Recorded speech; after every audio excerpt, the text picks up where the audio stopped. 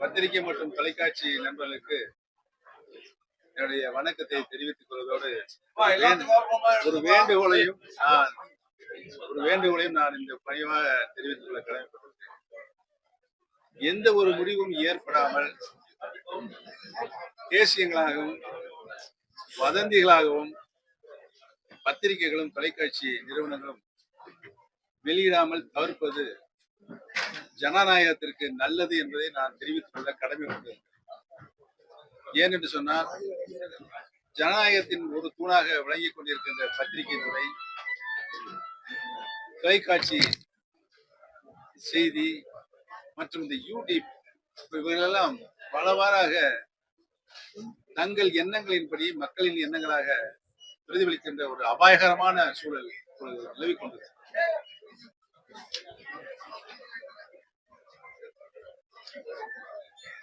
நாங்கள் நடத்தி கொண்டிருப்பது அனைத்து இந்திய அன்னார முன்னேற்ற கழகத்தினுடைய அடிப்படை தொண்டர்களின் உரிமைகளை மீட்டெடுக்கின்ற பாதுகாக்கின்ற கழகமாக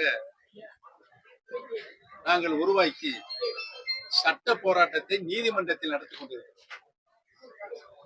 நீதிமன்றத்தில் நடத்தி கொண்டிருக்கின்ற நாங்கள் ராமநாதபுரம் நாடாளுமன்ற தேர்தலில் பொது தேர்தலில்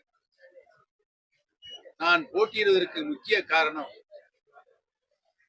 எங்கள் பக்கம் தொண்டர்கள் இருக்கிறார்களா என்பதனை நிரூபித்து காண்பிப்பதற்காகத்தான் நான் அந்த தேர்தலில் போட்டியிட்டேன். சுயேட்சை சின்னம், பலாப்பழ சின்னம். 12 நாட்கள் தான் என்னுடைய தேர்தல் பிரச்சாரம் இருந்தது.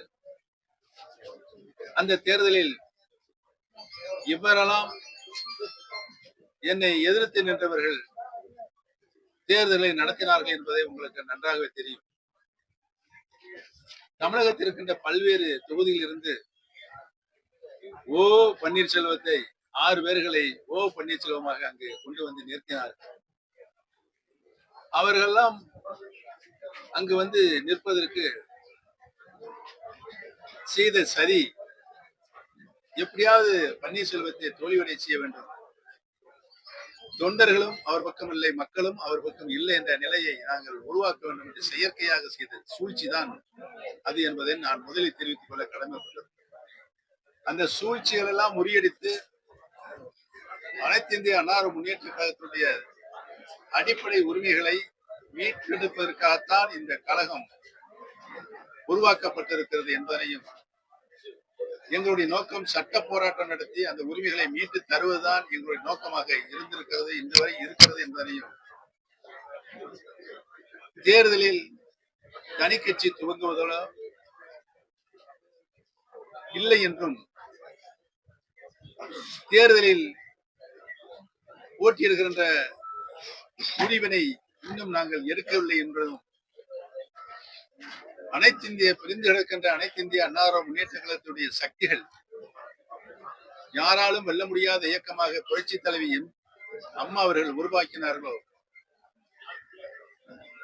அந்த சூழ்நிலையை மீண்டும் உருவாக்க வேண்டும் என்பதனுடைய சட்ட போராட்டம் தான் எங்களுடைய போராட்டம் என்பதனையும் நான் முதலில் பத்திரிகை மற்றும் தொலைக்காட்சி நண்பர்களுக்கு தெரிவித்துக் கொள்ள கடமைப்பட்டிருக்கிறேன். தேவையில்லாத குழப்பங்களை தொண்டர்கள் மத்தியிலும் பொதுமக்கள் மத்தியிலும் உருவாக்க வேண்டும் என்று உங்களை நான் மெத்த பணிவோடு கேட்டுக்கொள்ள கடமைப்பட்டிருக்கிறேன். மனதின் குரலாக நான் சார்ந்திருக்கின்ற என்னுடைய பிறப்புரிமை பெற்ற தேனி மாவட்டத்தில், இந்த தேனி மாவட்டம் அனைத்து இந்திய அன்னார முன்னேற்ற கழகத்தினுடைய சரித்திரத்தில் இடம் பெற்றிருக்கிறது. புரட்சி தலைவர் எம்ஜிஆர் அவர்களை முதலமைச்சராக கொண்டு போய் நிலைநிறுத்திய மாவட்டம், மாண்புமிகு அம்மா அவர்களையும் முதலமைச்சராக நிலைநிறுத்திய மாவட்டம் தேனி மாவட்டம். அனைத்து இந்திய அன்னார முன்னேற்ற கழகத்தினுடைய கோட்டையாக இருந்த மாவட்டம். இந்த மாவட்டத்தை சார்ந்தவன் என்ற முறையில் இந்த சட்ட போராட்டம் நடத்தி மீட்டெடுக்க வேண்டும், கழகத்தினுடைய சட்ட விதிக்கு ஊறு ஏற்பட்டிருக்கிறது என்பதை நினைத்துதான் என்னோடு தமிழகத்தில் இருக்கின்ற 88 கழக ரீதியான மாவட்டங்களில் இருக்கின்ற மாவட்ட கழக செயலாளர்கள், நிர்வாகிகள், பொறுப்பாளர்கள் அனைவரும் நாங்கள் போராடி கொண்டிருக்கின்றோம் என்பதை முதலில் நீங்கள் புரிந்து கொள்ள வேண்டும். அந்த நிலையிலிருந்து நாங்கள் மாறுபட வேண்டும் என்று சொன்னால் பிரிந்து கிடக்கின்ற அனைத்து இந்திய அண்ணா முன்னேற்ற கழகத்துடைய புரட்சித் தலைவர் மாண்புமிகு அம்மாவுடைய சக்திகள் ஒன்றிணைய வேண்டும் என்பதுதான் எங்களுடைய தலையாய கோரிக்கை என்பதை தெரிவித்துக் கொள்கிறேன். கேளுங்க பையன். வந்து கடம்பூர் ராஜு நாங்க எல்லாமே ஒன்னா தானே இருக்கோம், நாங்க எங்க பிரிஞ்சிருக்கோம், எல்லாமே ஒன்னா இருக்கும், அவர்தான் தனியா இருக்காரு அப்படிங்கிறாங்க. தமிழ்நாட்டு மக்களுக்கு அது தெரியும், பிரிந்திருக்கிறோமா ஒன்றாக இருக்கிறோமா தெரியும். ஒரு பொய்யை திரும்ப திரும்ப சொன்னால் அது உண்மையாக விடாது என்பதை நான் கடம்பூர் ராஜு அவர்களுக்கு தெரிவித்துக் கொள்ள கடமைப்பட்டேன். இன்றைய கூட்டத்தில் நீங்க எடுத்த முடிவு என்ன? இந்த கூட்டத்தில் இன்னைக்கு ஆலோசனை கூட்டம் மாவட்ட அளவில் நடத்திருக்கீங்க. இந்த கூட்டத்தில் கழகத்தினுடைய அனைத்து தேனி மாவட்டத்தில் கழகம் ஒன்றாக இருக்கும்போது என்னென்ன நிர்வாகிகள் இருந்தார்களோ அவர்கள் அப்படியே இருக்காங்க. அவருடைய மனதின் குரலாக அறிய வேண்டும் தான் நான் இங்கு வந்து இந்த கூட்டத்தை கூட்ட சொன்னேன். மாவட்ட கழக நேற்று தான் சொன்னேன். அனைத்து நிர்வாகிகளும் இங்கு வந்திருக்கிறார்கள். அனைவரும் ஒருங்கிணைந்த குரலாக தலைமை அனைத்து இந்திய அண்ணா முன்னேற்ற கழக தொண்டர்களின் உரிமையை மீட்டெடுக்கின்ற கழகமாக இருக்கின்ற இந்த கழகத்தினுடைய தலைமை முடிவுக்கு நாங்கள் கட்டுப்படுவோம் என்று சொல்லியிருக்கிறார்கள். அனைவரும் ஒருமித்துக் கொள்கிறோம். அண்ணன் ஓபிஎஸ் அவர்கள் வந்து தேசிய ஜனநாயக கூட்டணிக்கு வருவார் என்ற 100% நம்பிக்கை இருக்கிறது டிடிவி தினகரன் ஆசைப்பட்டிருக்காரு. அதிமுக நீங்களே சொல்லியிருக்கு. அதிமுக நீங்களே இப்ப என்ன சொன்னீங்க? திரு டிடிவி தினகரன் அவர்கள் ஆசைப்பட்டிருக்கிறார் என்று சொல்லியிருக்காரு. அவருடைய ஆசை சார் அந்த கூட்டத்தில் இதன் மூலம் அவருக்கு அழைப்பு கொடுக்கலாம் அப்படின்னு சொல்லியிருக்காரு. மூலமாக அவருக்கு அழைப்பு நட்பின் அடையாளமாக அவர் அந்த அழைப்பை விட்டிருக்கிறார். தேசிய ஜனநாயக கூட்டணி வேறு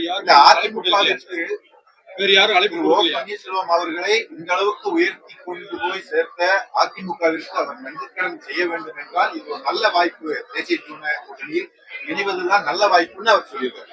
நான் ஒரு கருத்தை சொல்றேன். இன்றைக்கு திரு டிடிவி தினகரன் அவர்கள் என்னுடைய அருமை அண்ணன் திரு எடப்பாடி பழனிசாமி அவர்கள் ஜனநாயக கூட்டணியில் வெற்றி பெற வேண்டும், அனைத்து இந்திய அண்ணா மக்களுக்கு ஆட்சி பொறுப்பில் இருக்க வேண்டும் என்று சொல்லியிருக்கிறார். அதைத்தான் நான் சொல்கிறேன்.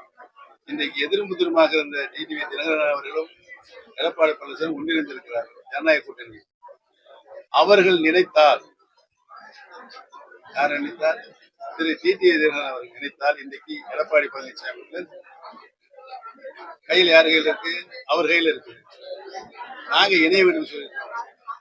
அதுல இருந்து மாறுபட மாட்டார். யார் இணைய வேண்டும் என்ற கோரிக்கையை மாறுபட மாட்டார். அவரும் அந்த கருத்தை அங்கே வலியுறுத்த வேண்டும். நானே இணையும் தான் சொல்றேன். அவரை இணையும் சொன்னா இணைஞ்சிடலாம்ல. அந்த வேலையை செய்தால் ஆட்டோமேட்டிக்காக அனைத்து இந்திய அண்ணா முன்னேற்ற மாபெரும் வெற்றி அடையும். தேசிய ஜனநாயக கூட்டணி இதுவரைக்கும் யார் உங்கள்கிட்ட வந்து சேர்றதுக்கு முயற்சி பண்ணிருக்காங்க? அதெல்லாம் ரகசியம், பரம ரகசியம். சார் இதுவரைக்கும் எந்த முடிவும் எடுக்க மாட்டேங்குது. உங்களோட ஆதரவாளர்கள் நிறைய வந்து திமுகவுக்கு எல்லாமே போயிருக்காங்க சார். வைத்தியலிங்கம் போன்றவர்கள் போயிருக்காங்க இல்லையா? இந்த இரண்டாவது தர்ம யுத்தம் ஆரம்பிக்கப்பட்டதே திரு மனோஜ் பாண்டியன் அவர்களும் திரு வைத்தியலிங்கம் அவர்களால் தான் என்பதை தெரிவித்துள்ளது.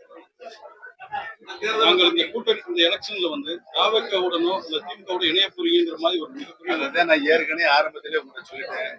பேசியங்களும் வதந்திகளும் செய்தித்துறையில இருந்தும் தொலைக்காட்சி துறையிலிருந்து பரப்பிக் கொண்டிருக்கிறீர்கள். அதை நிறுத்த வேண்டும் என்று சொல்லியிருக்கேன். பணிவான வேண்டும் பார்த்து இப்ப பார்த்தா உங்களுக்கு பாவமா தெரியலையா? அந்த மாதிரி பொய் செய்திகளை வெளியிட்டு கொண்டே இருக்கீங்க. இப்ப அண்ணன் எந்திரிச்சு ஏதோ கொஞ்சம் சத்தம் போட்டு பேசினாரு. பொறுமையா இருங்கப்பா. அதை வந்து இங்க குழப்பம் ஏற்படும் ஒரு பத்திரிகை தொலைக்காட்சியில் போட்டு எந்த விதத்துல நியாயம் சொல்லுங்க.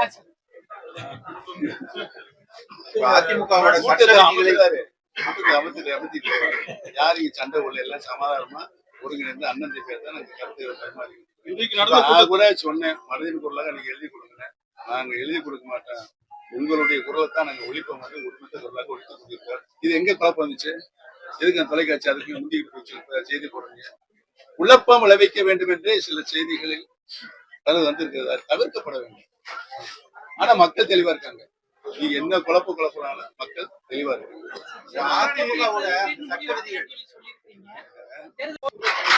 இல்ல தேர்தலில் போட்டியிடுவதற்காக இந்த இயக்கம் தொடங்கவில்லை. நீங்க எல்லாம் புரிஞ்சுக்கிறோம். கழகத்துடைய சட்ட விதியை மீட்டெடுப்பதற்காக சட்ட போராட்டம் நீதிமன்றத்தில் நடைபெற்றுக் கொண்டிருக்கிறது. இந்த தேர்தல் வந்து